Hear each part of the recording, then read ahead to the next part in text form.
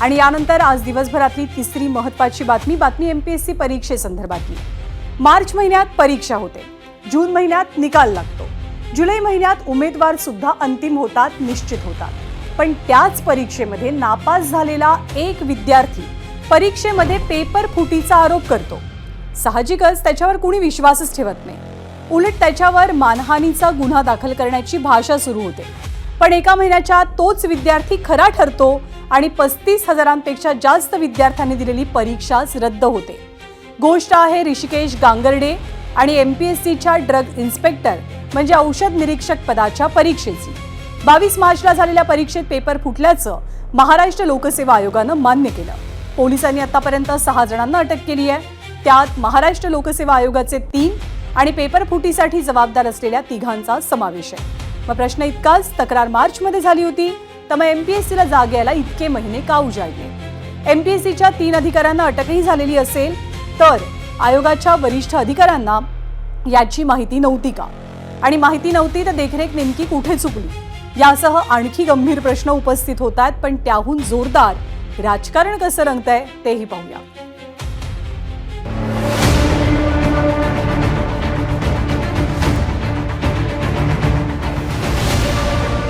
गोंधळ घालणारा जर एखादा अधिकारी त्याला तुम्ही एमपीएससीचा अध्यक्ष बनवत असेल तर हे आम्हाला मान्य नाही। त्यांना तुम्हाला घरी पाठवावं लागेल।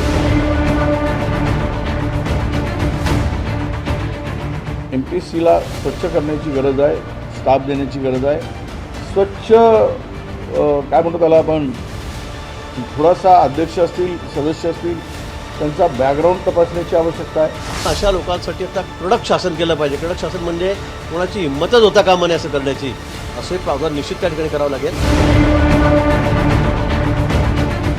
ज्यांची जबाबदारी ज्या खुर्चीवर बसलेले आहे त्या खुर्चीवर बसलेल्या लोकांनी दिल्लीमध्ये आंदोलन झाल्यानंतर सुद्धा परत पेपर लीक होत असेल तर त्या धाडसाचं कौतुकच करायला पाहिजे, त्याच्यावर कारवाई करायला पाहिजे नव्हती।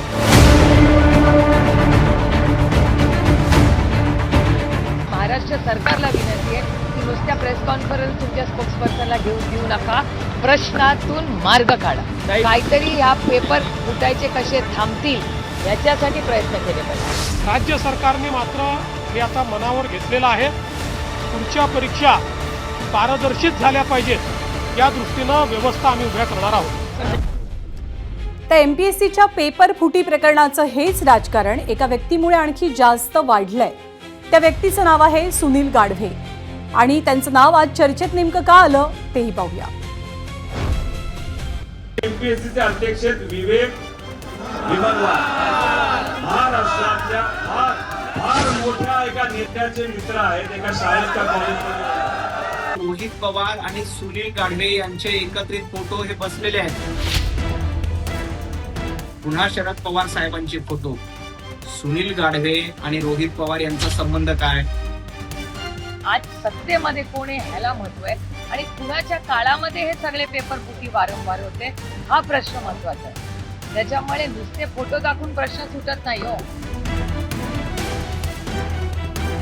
त्या गाढवेचं पॉलिटिकल कनेक्शन कुणासोबत आहे?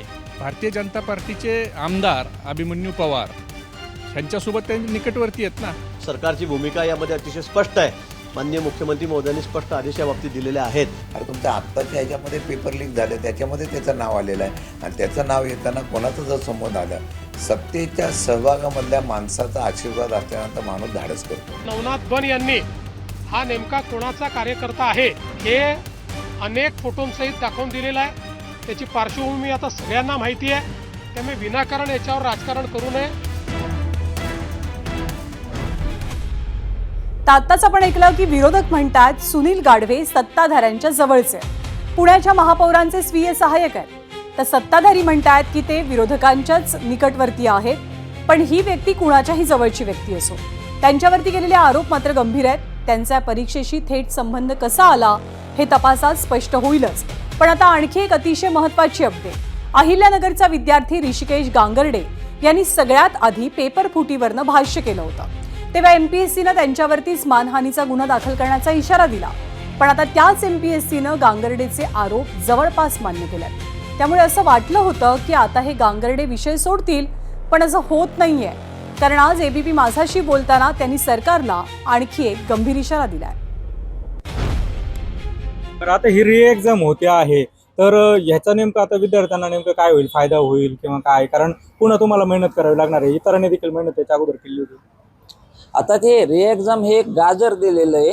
तसं त्यांनी सांगितले की एकाच विद्यार्थ्याला क्वेश्चन मिळाले होते. MPSCच्या आयोगातले माणसं एका विद्यार्थ्यासाठी क्वेश्चन फोडणार आहेत का? आणि दुसरी गोष्ट, मी स्वतः 30 ते 40 जणांचे पुरावे दिलेले आहेत. आता आरोप नाहीये करत, आता पुरावेच दिलेले आहेत. तर मग त्यांचे CDR काढले का? मेन म्हणजे त्यांचे नाही. आता इथं आज प्रूफ काय झालंय, विद्यार्थिनीसाठी तिच्या वडिलांनी फोडला. मग आम्ही ज्यांचे पुरावे दिले त्यांच्या तुम्ही वडिलांचे पण CDR तुम्हाला शोधणं भाग आहे.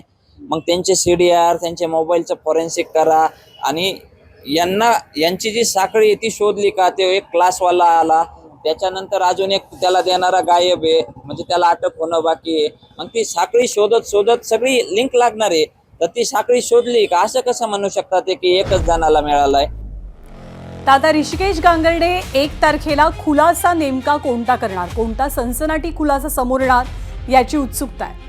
पण कुणीतरी धनाढ्य पालकांनी आपल्या लाडक्या लेकासाठी किंवा लेकीसाठी एक पेपर फोडला. त्यांच्यासाठी एखादा पेपर फोडणं म्हणजे कदाचित नॉर्मल गोष्ट असू शकते, पण त्यांच्यामुळे देशातल्या लाखो करोडो विद्यार्थ्यांच्या स्वप्नांची राख रांगोळी होते. आणि पेपर फोडणारे फक्त विद्यार्थ्यांच्याच नाही तर देशाच्या भविष्याशीही खेळतात, हे विसरून चालणार नाहीये.